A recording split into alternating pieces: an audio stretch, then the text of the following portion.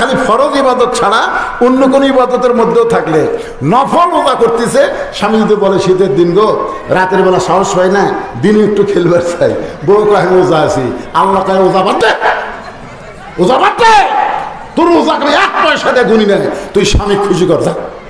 সুবহানাল্লাহ কন্যা কেন ভাইরা? এই শালি মেয়েরা জানে না দেখে এই খালি রোজা রাখে, এ করে সে করে। আরে থাকলি স্বামীর গুরুত্ব বোঝো। আমার স্বামীদেরও ওয়াজ আসতেছে, বইয়ের গুরুত্ব কি সেটাও বলবো। ওরা আবার রাগ করে, হ্যাঁ হুজুর এমন ওয়াজ করে, খালি স্বামীর পক্ষে ওয়াজ করে, বইদের পক্ষে করে না। স্বামী যখন বিবির কাছে আসবে তখন বিবির সমস্ত কাজ কাম আল্লাহ হারাম করে দিছে, একটা মাত্র কাজই হলো স্বামীকে খুশি করা। সুবহানাল্লাহ। আপনাদের বলতে অসুবিধা হচ্ছে? এই ওয়াজকে আপনাদের বিরুদ্ধে যাচ্ছে? তাহলে স্বামী যখন বইয়ের ঘরত আসবে, বইয়ের সমস্ত কাজ কাম হারাম, একটা মাত্র কাজ, সেই কাজ হলো স্বামীকে খুশি করা। ধরে কোন কি করা? তা আমি আপনার কপালে চুমা দিয়ে আপনাকে আমি খুশি করে দিলাম। আলী বলতেছে তাই বলে তুমি না জাতা ঘুরান বাদ দিলে, কিন্তু কোরআন তেলাওয়াত ফতেউল আপনি জানেন না, শুধুমাত্র ফরজ ইবাদত ছাড়া বউ যদি ফরজ নামাজের নিয়ত করে, তখন স্বামী যদি ডাকে ফাতেমা, ও ফাতেমা, তখন কোনো উত্তর দেওয়া যাবে না, কারণ আল্লাহর নামাজ পড়তেছে। এখন স্বামী ডাকলে উত্তর দেওয়া যাবে না। কিন্তু বউ যদি সুন্নত নামাজ পড়ে, নফল নামাজ পড়ে, কোরআন তেলাওয়াত করে, তখন স্বামী ডাকার সাথে সাথে সব ইবাদত বাদ দিয়ে একমাত্র ইবাদত হলো স্বামীর কথার জবাব দেওয়া। জোরে বলুন সুবহানাল্লাহ। কারণ রাসূল বলেছেন, আল্লাহকে সেজদা করার পরে কাউকে যদি সেজদা দেওয়ার হুকুম থাকতো ফাতেমা, তাহলে তোমাকে আমি বলতাম আলীর পায়ে সেজদা করো। সেদিন থেকে বোঝা গেল আল্লাহ ছাড়া অন্য কাউকে সেজদা করা যাবে না। কিন্তু মেয়ে মানুষের কাছে আল্লাহর পরে সবচাইতে দামি ওই মহান মানুষটি হলো তার স্বামী। আর আমরা যদি ডাকি রহিমা, রেবেকা, কথা কয় না, ময়নাটিয়া, কথা কয় না, ও রহিমা, কি আমার কাম নাই, এত ডাকেন কে, আমার কাম নাই। আপনারা বলেন তো কে ডাকতেছে? তা তুই কেমনে বলতেছিস আমার কাম নাই? তোর একটাই কাম হলো স্বামীর ডাকে সাড়া দেওয়া। দেখছেন ভাইজান, হযরত আলী হোসেনকে ডাক দিলেন, আয় আয়। হোসেন যখন বাবার কাছে গেছে, সঙ্গে সঙ্গে হযরত আলী আল্লাহর কোরআন শরীফ বলতেছেন ধর। হযরত আলী যে কোরআনই পড়তেছেন, তখন হয়তো এরকম বাইন্ডিং কোরআন ছিল না, যেটাই ছিল ধর। যেই বলেছে হোসেনকে ধর, সঙ্গে সঙ্গে হোসেন বলতেছে ধ্যান। সুবহানাল্লাহ করেন না? আচ্ছা, আপনার নাতিকে, আপনার ছেলেকে আপনি যদি বলেন কোরআন শরীফ ধর, আপনার ছেলের সঙ্গে ধরবে? একবার পরীক্ষা করে দেখবেন তো ধরে কি ধরে না। ছেলে আপনার আসতেছে, বাবা আসো তো, শোনো ময়না আসো, ধরো কোরআন শরীফটা, ধরো তো কোরআন শরীফটা রেখে আসো। ওই তখন বলবে আব্বা আপনি আনছেন, আপনি পারেন না। তার মানে ওর শরীর ঠিক নেই। যেরকম কি ঠিক নাই, কথা কন না কেন বাবা, কথা কন না কেন? কোরআন শরীফ ধরবার গেলে লা ইয়ামুসসুহু ইল্লাল মুতাহহারুন, ততক্ষণ পর্যন্ত কোরআন স্পর্শ করতে পারবা না যতক্ষণ তুমি পবিত্র না হবা। তাহলে আলী কিন্তু হোসেনকে বলতেছে ধর, সঙ্গে সঙ্গে হোসেন বলতেছে দেন। 4 বছরের একটা বাচ্চাকে বলতেছে ধর, সঙ্গে সঙ্গে বলে দেন। হযরত আলী এত ছোট বাচ্চাকে কোরআন শরীফ কেন দিবার চাইলেন, আর হোসেন কেন বলতেছে দেন? এর মধ্যে কারণ আছে না নাই? একদিন জোহরের নামাজের, আল্লাহ নবী ইমামতিতে নামাজ শুরু হয়ে গেল। জোহর নামাজের প্রথম রাকাতে প্রত্যেকটা সাহাবী 3 বার সুবহানাল্লাহ আলা বলেছে, কিন্তু দ্বিতীয় সেজদায় 3 বারের জায়গায় 100 বার সুবহানাল্লাহ আলা বলে, কিন্তু নবী সেজদা থেকে মাথা তোলেন না। এটা প্রথম রাকাতে। দ্বিতীয় রাকাতে ঠিক আছে, তৃতীয় রাকাত ঠিক, চতুর্থ রাকাত ঠিক। নামাজ শেষ হলে কোন সাহাবী তো সাহস পায় না। ওমর ফারুক বললেন, ইয়া রাসূলুল্লাহ, জোহরের নামাজের প্রথম সেজদায় 3 বার সুবহানাল্লাহ আলা বলার পরে আপনি সেজদা থেকে মাথা তুললেন, কিন্তু দ্বিতীয় সেজদা এত লম্বা করলেন, আমি উমর পর্যন্ত একসময় বিরক্ত হয়ে মনে করছি রাসূল মনে হয় অসুস্থ হয়ে গেছে। মিন শারিল ওয়াসওয়াসিল খান্নাস, আমার নফস আমাকে বলতেছে মাথা তুলে দেখতো নবীর খবর কি। কিন্তু আমি ইক্তেদাইতু বিহাযাল ইমামদের বলছি আপনাকে অনুসরণ করা লাগবে, এই বিধায়ে আমি মাথা তুলিনি হুজুর। কিন্তু এত লম্বা সেজদা কেন?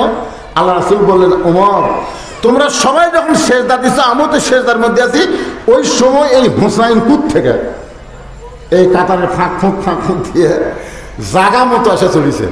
তার মানে কি কোনো সাহাবীর পিঠত চড়েনি, চড়ছে নানার পিঠত। মানে কি সবার ফাঁক ফুঁক দিয়ে আস্তে আস্তে এসে নানার পিঠে চড়ে বসে আছে। নবী আছে নামাজের সেজদায়, এটা কিন্তু প্রথম রাকাতে দ্বিতীয় সেজদায় যাওয়ার সাথে সাথে হোসেন এই কামটা করছে। 100 বার সুবহানাল্লাহ আলা বলা পর্যন্ত যে লম্বা হয় অত বড় সেজদা নবী দিয়ে আছে। নবী বলেন সাহাবীরা রে, হোসাইন যখন আমার পিঠে চড়েছে এমন সময় আমি ওকে পিঠ থেকে নামাবার চাই, পিঠ থেকে নামাবার চাই, কিন্তু নামাজের মালিক আল্লাহ বলে হাবিব যতক্ষণ পবিত্র আপনার পিঠের উপরে চড়ে বসে থাকবে ততক্ষণ পর্যন্ত আপনি এই পবিত্রকে পিঠ থেকে নামাতে পারবেন না। আল্লাহ বলতেছেন পবিত্র, যখন সুবহানাল্লাহ। তার মানে বোঝা গেল বাবা হযরত আলী, মা ফাতেমা এমন ভাবে সন্তান জন্ম দিয়ে তাদেরকে লালন পালন করতেছে, তাদের অপবিত্র হওয়ার কোনো সুযোগ নাই। সুবহানাল্লাহ কান্না, সুবহানাল্লাহ। আপনি কি মনে করছেন একটা বাচ্চা পেশাব করা মাত্রই কিন্তু আর ঘুমিয়ে থাকে না, প্যা প্যা করে কান্দে? দরিগণ ঠিক কিনা? কারণ বাচ্চারা অপবিত্রকে ঘৃণা করে। দেখবেন পেশাব করে শুরু করছে, পেশার বই থাকতে না, আসে পেশাবের কাপড় টান দিয়া পাশা ঠিক মতো মুছিয়া দিয়ে তারপরে শুকনা কাপড়ে রাখলে ওর কান্না থামবি। দরিগণ ঠিক কিনা?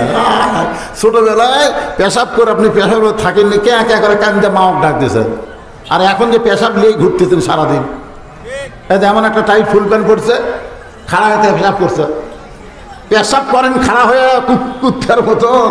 আপনি মনে করছেন পেশাব নিংড়িছে না, আপনি যখন মনে করছেন আপনার পেশাব শেষ তখনও আপনি পানি খরচ করে টয়লেট পেপার ইউজ করার পরে মালটা যখন জাঙ্গের মধ্যে ঢুকে পিছছেন টানিছেন, তারপরও 13-14 ফোঁটা, কম পক্ষে 3 ফোঁটা পেশাব আপনার আন্ডারওয়্যারের মধ্যে পড়বি।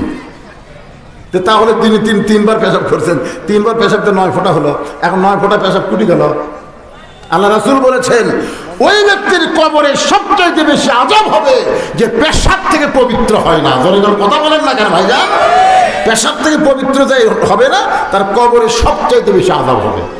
অধিকাংশ ছেলেদের এই অকাম হচ্ছে। কি কষ্ট পেলেন? হোসেনের হাতে আল্লাহর কোরআন দিয়ে হযরত আলী ফাতেমার ঘরের মধ্যে ঢুকতেছেন। মেয়ে যদি বড় হয় বাবা ঢুকতে গেলে অনুমতি লাগবে, আবার ছেলে যদি মায়ের ঘরে ঢুকতে চায় বড় হলে মায়ের অনুমতি লাগবে। তো স্বামী যদি বইয়ের ঘরে ঢোকে তাহলে কোনো অনুমতি জোরে কন লাগবে? যে অবস্থায় থাক, কারণ আল্লাহ বলেছেন হুন্না লিবাসুল লাকুম ওয়া আনতুম লিবাসুল লাহুন্না। স্বামী হলো বিবির পোশাক, বিবি হলো স্বামীর পোশাক। যে অবস্থায় থাকো না কেন, বউ স্বামীর কাছে যাইতে পারবে, স্বামী বিবির ঘরে ঢুকতে পারবে। এ কথা কার? আরো জোরে বলেন। হযরত আলী যেই মাত্র দরজা খুলেছে, দরজা খোলার সঙ্গে সঙ্গে তাকায় দেখতে পায় ফাতেমা অন্দর মহলের মধ্যে বসে নাই, ডান হাতে আল্লাহর কোরআন তেলাওয়াত করতেছে আর বাম হাতে জাতা ঘুরাইতেছে। সুবহানাল্লাহ।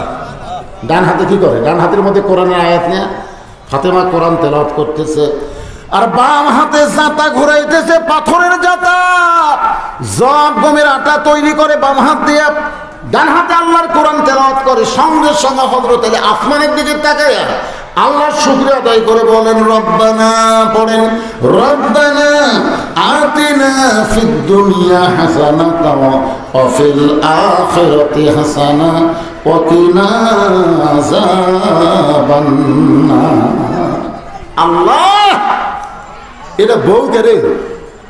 আল্লাহ, এটা কি দেখতেছি? এইটা না আমার দুনিয়ারই জান্নাত। জয় কর সুবহানাল্লাহ।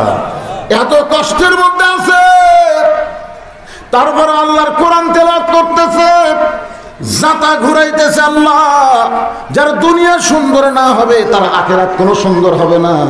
এই ফাতেমার মতন বউ যে স্বামী পাইছে, আল্লাহ তার আখিরাতকেও সুন্দর করে দিয়েছে। এজন্য রব্বানা আতিনা ফিদ দুনিয়া হাসানা। দুনিয়াতে যদি বউ সুন্দর না হয়, বউ সুন্দর মানে ঢপা সুন্দর না, এটি ঢপের কথা আসতেছে না, এটি চেহারার কথা আসতেছে না, এখানে চরিত্রের কথা আসতেছে। জোরে কথা বলে। আপনার বউ যদি দুনিয়াতে ভালো না হয়, মরে গেলে আপনি ভালো জায়গা পাবেন না, পাবেন না।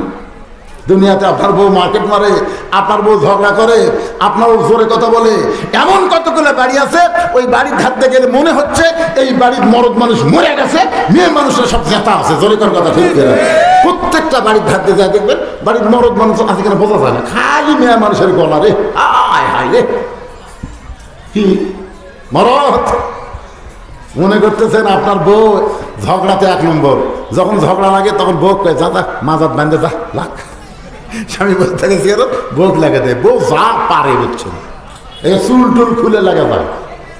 আমার মায়েরা শোনেন, হযরত আলী ঘরের মধ্যে লক্ষ্য করে আল্লাহর কাছে কাঁদতেছেন, বলে আল্লাহ যে বউটা আমার এত কষ্টের মধ্যেও তোমার কোরআন তেলাওয়াত করে আবার দুনিয়ার যাতা ঘুরে, এমন বউটা পাওয়া হলো ভাগ্যের ব্যাপার। রব্বানা আতিনা ফিদ দুনিয়া হাসানাতাও ওয়া ফিল আখিরাতি হাসানা ওয়া কিনা আযাবান নার। আল্লাহু আকবার। সঙ্গে সঙ্গে ফাতেমা যাতা ঘুরান বন্ধ, কোরআন তেলাওয়াত বন্ধ। কারণ স্বামী দরজাতে আসলে আর যাতা ঘুরান কোরআন তেলাওয়াত চলবে? আপনাদের কি মনে হয়? আমাদের বউগুলা কি যেই মাত্র হযরত আলী দরজায়, সঙ্গে সঙ্গে ফাতেমা যাতা ঘুরান বন্ধ, কোরআন তেলাওয়াত বন্ধ করে খুব দ্রুত গতিতে এসে বুড়া আঙ্গুলে ভর দিয়া স্বামীর কপালে একটা চুমা খায়। সুবহানাল্লাহ। আলী বলতে যে ফাতেমা তুমি কোরআন তেলাওয়াত করলাম, তুমি যাতা ঘুরানো বাদ দিলে, আমার কপালে চুমা দিলা কারণ কি? ফাতেমা বলে স্বামী গো, ফাতেমা বলে স্বামী গো, আপনি তো কোরআন তেলাওয়াত করতেছিলেন, এই কোরআন তেলাওয়াত বাদ দিয়ে আপনি আমার ঘরের মধ্যে ঢোকার কারণ কি? আপনি তো কোরআন তেলাওয়াত করতেছিলেন, কোরআন তেলাওয়াত করতে করতে কি আমার কথা মনে হয়েছে নাকি? আলী মুসকে মুসকে হাসে দিয়ে ফাতেমার কপালে একটা চুমা দেওয়া, ফাতেমা আসলে তোমার কথা মনে হয়নি। তো তাহলে আপনি তো ওয়াজাতে ঢুকবেন না, আপনি এমন একজন মহান মানব। আল্লাহ নবী যখন মদিনার প্রেসিডেন্ট ছিলেন তখন হযরত আলী হচ্ছেন শিক্ষামন্ত্রী। যেরকম সুবহানাল্লাহ। তার মানে কি আপনি এমন একজন মহান মানব, আপনি তো ওয়াজাতে বইয়ের ঘরে ঢুকবেন না। আপনার ঢোকার পেছনে তাহলে কারণ আছে, বলে কারণ হলো তোমার হোসাইন, তোমার হোসাইন। যেই বলছে কারণ হলো তোমার হোসাইন, সঙ্গে সঙ্গে ফাতেমা থর থর করে কাঁপতেছে। থর থর করে কাঁপার কারণ হলো আল্লাহর নবী বলেছেন ফাতেমা হাসান হলো অবিকল, আমি নবীর মতো। সুবহানাল্লাহ। আল্লাহ রাসূল কিন্তু মাঝে মধ্যে ফাতেমাকে বলতো, ফাতেমা হাসান হলো অবিকল, আমি নবীর মতো। আর হোসেন একটু জেদি, এই জেদি হওয়ার কারণে আমি রাসূল হাসানের চাইতে হোসেনকে একটু বেশি ভালোবাসি। মা তুমি তোমার হোসেনকে একটু খেয়াল করবা, তোমার হোসেন কিন্তু খুব জেদি। এই জেদের কারণে একসময় হোসাইন নানান ধর্ম ইসলামকে রক্ষা করার জন্য ইয়েজিদের সৈন্যের হাতে জীবন দিতে অকাতরে দুনিয়া থেকে বিদায় নিয়েছে। ধরে কোন ঠিক কিনা? যেরকম সর্বোত্তম জেদ করেছে বাংলাদেশের 24 সালে আবু সাইদ, এটা একটা জেদ লয়। মার মার, ছোটবেলা আমরা মায়ের সাথে জেদ করতাম, মারো মারো, মা বলতে, মা তো খুব দয়া, যা মারবো না, যা মারবো না। যে ছেলে যত বেশি জেদ করছে বাপ মা তাকে তত বেশি আদর করছে। ধরে করতে কিনা মাটি পড়ে যায়। আমি ছোটবেলা দৌড়াচ্ছিলাম, আমার এখনো মনে আছে। টাকা দিবেন না, একের গড়াগড়ি শুরু করে দিছি, তো 1-2 টাকা দেওয়া রে, যে জেদ করতেছে। তা আবু সাইদ কিন্তু জেদ করছে মায়ের কাছে, বাপের কাছে করেনি, করেছে ফ্যাসিস্ট সরকারের কাছে। ধরে মারো, তার মানে কি বোঝা গেল? ওরকে ভিতরে দয়া আছে আর মারাই দিল। কিন্তু এই যে জেদ করার কারণে জীবন দিল, এই জীবনের বিনিময়ে এই জগদ্দল পাথরের মতন 41 সাল আগে নামাইকে ওদের আল্লাহ তাআলা একেবারে ন্যাংটা করে নামায়া দিল। জেদের দাম আছে না নাই? আল্লাহ রাসূল বলেছেন হোসেন একটু জেদি। ফাতেমা বলে স্বামী গো, আমার হোসেন এমন কি করলো যেটা করার কারণে আপনি কোরআন তেলাওয়াত বাদ দিয়ে ঘরের মধ্যে ঢুকলেন? আলী বলতেন ফাতেমা কোনো চিন্তা করো না, তোমার জেদি হোসেনের হাতে এখন কোরআন শরীফ দিয়েছি। তোমার জেদি হোসেনের হাতে কি দিয়েছি? ফাতেমা মুসকি মুসকি হাসার বলে ওই বাবা মা হলো সবচাইতে বড় ভাগ্যবান যার শিশু বাচ্চার হাতে থাকবে আল্লাহর কোরআন। সুবহানাল্লাহ সবাই বলবি না তো? আকদম বাগদম ঘোরাডম সাথে ভাগ ধরলো ছাদর বাদে এই মিথ্যা শিক্ষা এক বই দেখে পিঠ ব্যাকা হয়ে গেছে। পারে ক্লাস 2 এর ছাত্র এক ব্যাগ বইলে যাচ্ছে, মাথা ব্যাকা। কে রে তোর ব্যাগের মধ্যে কি মাল আছে রে? হায় হায় আইরাই টিয়ে লাই ভরা দিয়ে লালে গেল বল মাছে টাইনে থেকে ভদন নাচে। এই মিথ্যা শিক্ষা আপনার মাসুম বাচ্চার হাতে তুলে দিয়েছেন। আপনি মনে করেন না আপনি বাবা জান্নাতে যাবেন। জান্নাত আপনার মায়ের বাড়ির মামু বাড়ি না, জান্নাত হলো একজন বান্দার ঘর। ধরে কোন কথা বলে তা আপনি কি আপনার মাসুম বাচ্চার হাতে কোরআন শরীফ দিতে পারেন না? আলীর মতো ফাতেমার মতন তারা বাপ মাকে খুশি। ওই বাবা মা হলো সবচাইতে বড় ভাগ্যবান যার মাসুম বাচ্চার হাতে থাকবে আল্লাহর কোরআন। যেই কোরআন স্পর্শ করতে গেলে পবিত্রতাকে শিখা লাগবে। ধরে কোন কথা ঠিক না? তা আপনি ছোটবেলা আপনার বাচ্চাকে তো পবিত্র শিখাবেন। পবিত্রতা যদি ছোটবেলা শিখে ও জীবনে দাঁড়ায় পেশাব করবি না। ধরে কোন কথা বলেন না কেন ভাইরে? করবে? হ্যাঁ, দাঁড়ায় পেশাব করেন পিছনে করেন বলতেছি আপনার ছেলেকে আপনি ইঞ্জিনিয়ার করেন, ডাক্তার করেন, ব্যারিস্টার করেন, যা ইচ্ছা করেন, কিন্তু মাসুম বাচ্চা অবস্থায় তাকে আপনি পবিত্রতার শিক্ষা দিবেন। আমার কথা কি বুঝতে পারলেন? এত সুন্দর হবে। ফাতেমা বলে স্বামী গই বা মা হলো সব চাইতে বড় ভাগ্যবান যাদের শিশু বাচ্চার হাতে থাকবে আল্লাহর কোরআন। ভাই আপনি কিছু বলবেন? হ্যাঁ আসুক, অসুবিধা নেই। যখন আসি ইশারা দিবেন তাকে ওয়াজ তো করতেছি। আমি কিন্তু এই মুহূর্তে পর্দার উপরে ওয়াজ করতেছি, মনে আছে আপনাদের? ফাতেমা বলে স্বামী গো হোসেনের হাতে কোরআন শরীফ দিয়ে আপনি ঢোকার পিছনে কারণ? আলী বলতেছেন ফাতেমা দরজাত কতগুলো মেয়ে মানুষ দাঁড়িয়ে আছে। এই মায়েরা শোনেন, দরজাত কতগুলো মেয়ে মানুষ দাঁড়িয়ে আছে, তারা ফাতেমার সঙ্গে দেখা করবার চায়। হুসাইন তোমার ঘরে ঢুকে তোমার অনুমতি